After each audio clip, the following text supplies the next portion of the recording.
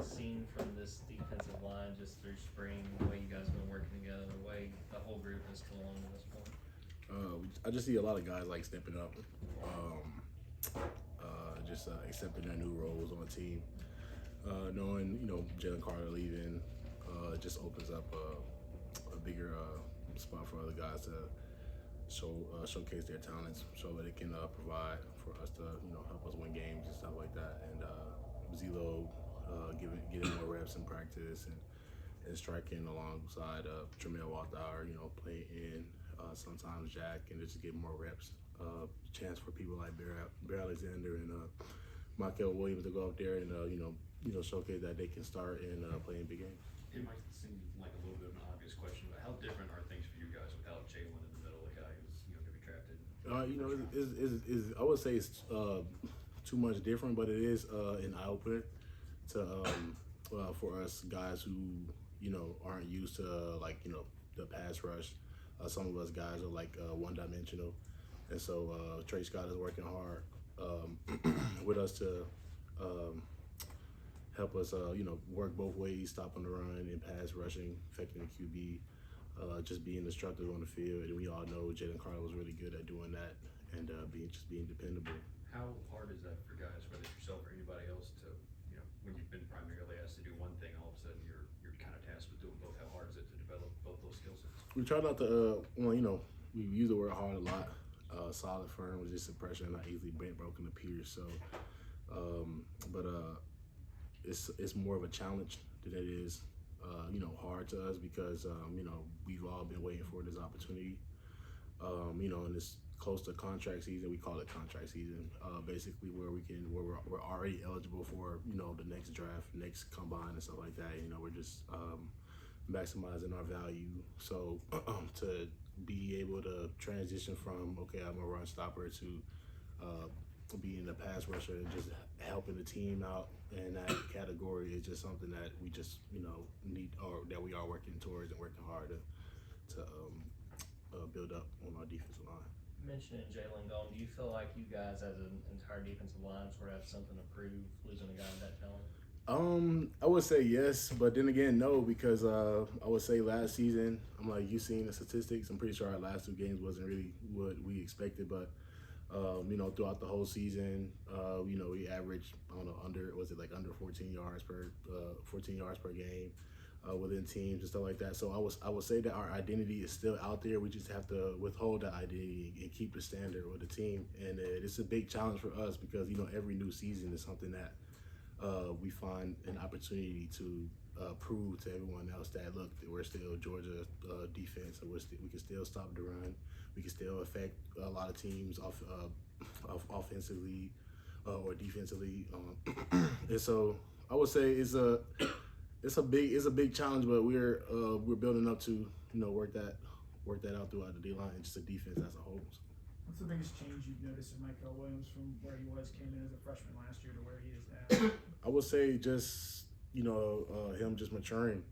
I'm that transition from high school to college is, I would say, a big transition, but for some guys, it's more of a transition mentally. Michael definitely showed a lot of talents when it comes to helping us out. Obviously, you see that last season. He had, I think, around 2.5 sacks, a big sack against Ohio State, against a first-round offensive tackle. And, him just showing us, or just giving us clues that in the future he's going to be a great dominance when it comes to playing defensive end. He can play jack, and just, him transition from high school. You couldn't really see that difference because he plays really hard. He played really hard in high school. He's playing really hard now, and it's just going to be exciting to watch him, his future with Georgia football. What's the strength of this defensive line? Obviously, Jalen sort of, a monster a year ago, but this year it seems like you guys have strength in numbers as a group. What do you think you guys do best, especially? Oh yeah, stopping the run, number one. And I'm that's Georgia football. You can't define Georgia football any better than that. Just stopping the run, and then our secondary, are doing their best at covering great receivers. We have great receivers on the team, and then pass rushing. And it's something that we're working on now, and then that I don't doubt that we're gonna get really good at, and it's gonna be a big impact throughout the season. What are your early impressions of Jordan Hall? Jordan Hall, he's a very funny guy. He's a character. I like him. He's actually my roommate. Yeah, I still live in the dorms, but he's actually my roommate. And you know, I like Jordan Hall. I would say he learns at a decent pace as a freshman.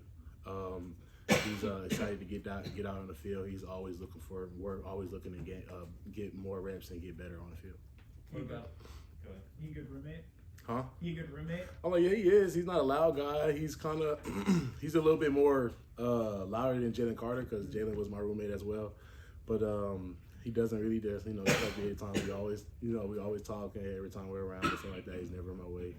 And I have like a JBL speaker. He asked me to use it. I give it to him. He can use it, stuff like that. It's just a freshman thing. Now, do you think you mentioned Jalen, and we're out here, you know, reading what supposedly people are thinking. I mean, how crazy would these teams be if they pass on him? Wondering if he's going to pan out. What do you think? I'm like, I would be biased if they say they are crazy. They pass up on Jalen, but at the same time, any team that passes up on Jalen, he's just going to prove them different. He's just going to prove them wrong. I'm like, whoever he goes, he's just going to go out there.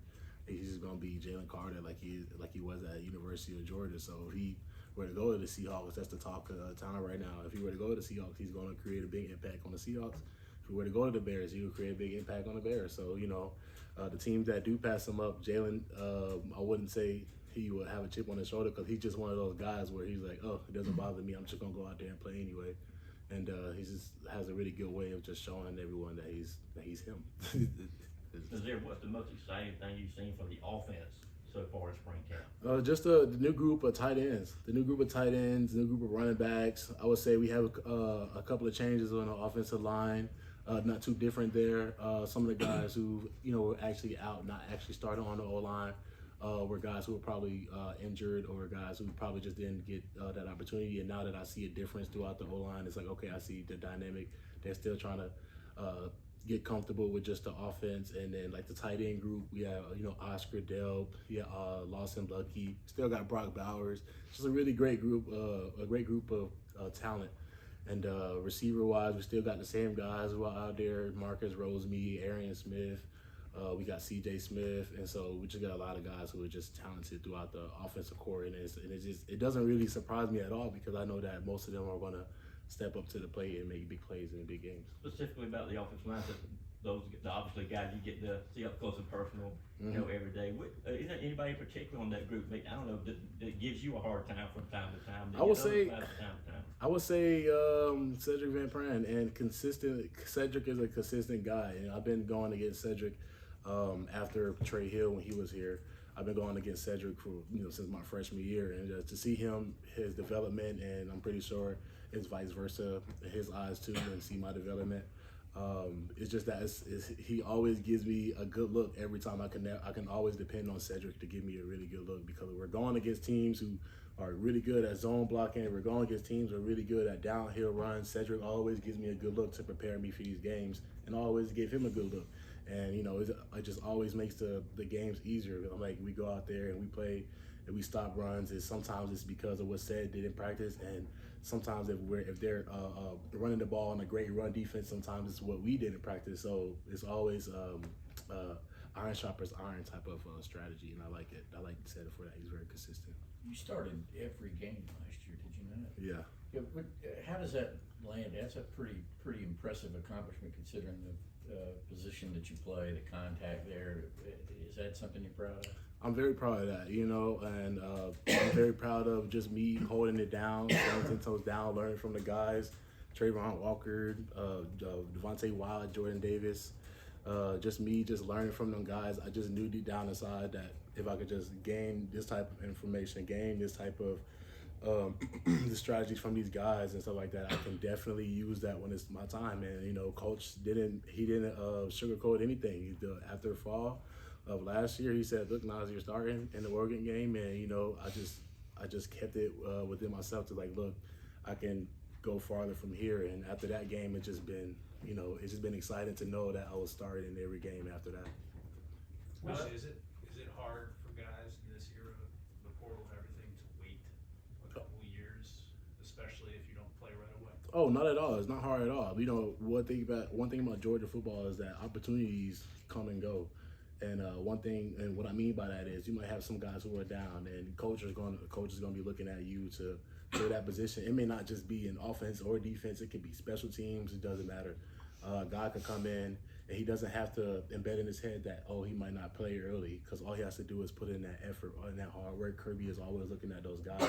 And it may not seem like that immediately, but if you just keep working and grinding hard on and off the field, in class, in practice, if you're asking questions in meetings, writing notes in meetings, Kirby is seeing that, and he's definitely going to give you an opportunity to showcase what you can provide on a team. And so that whenever a guy says that he can't get on the field, that doesn't exist at Georgia football, because it's always a spot that you can play anywhere, special teams, offense, or defense. Got time for 2 more questions. How do these quarterbacks compare to Stetson in terms of ability to make plays with their feet? For Stetson just to be at Georgia and accomplish the things he has, Carson, Brock Vandegrift, Gunnar Stockton, they all look great. I couldn't even compare them any different, because just them playing behind him, I'm pretty sure they gained a lot of information from him and talents, and I'm pretty sure they sat back and wait. Like I said, those opportunities come, and those opportunities are here for those 3 great quarterbacks we have right now, and they're doing really good. And it's almost hard to tell who's going to start. And it's a great challenge, and it's a great opportunity for all 3 of them. Which mantra from the New Zealand rugby team that Kirby says you guys are studying, have you taken anything from that? Oh yeah, definitely. We were just actually talking about that today, team meeting. We were talking about no one's bigger than the team, sweep the sheds. That's the only 2 that stuck out to me. There's actually 2 other more. I just can't think of one right now. But he uses those mantras all the time, and it's something that we hold as a team, and it helps us come together. He calls that connection, and this is part of our team values. And whenever he brings that up, we know that it's something that he cares about, and it's something that we should work on, because we have a lot of new guys, we have transfers, we have a lot of mid-years. And for us to come together as a team is something that's very important, because if we can come together and connect, then it help us win games and help us be victorious. When he says New Zealand rugby team, what are you thinking when he's going with this? The How All much Blacks. of this did you know about this before he? Nothing at all. I didn't know anything at all. When he brought that up, it was something that Drew Brennan brought up in one of our school sessions, and it's something that we just been riding along with since then. Thank y'all. Thanks, Nas. No problem. Thanks, Nas. Y'all be going, guys.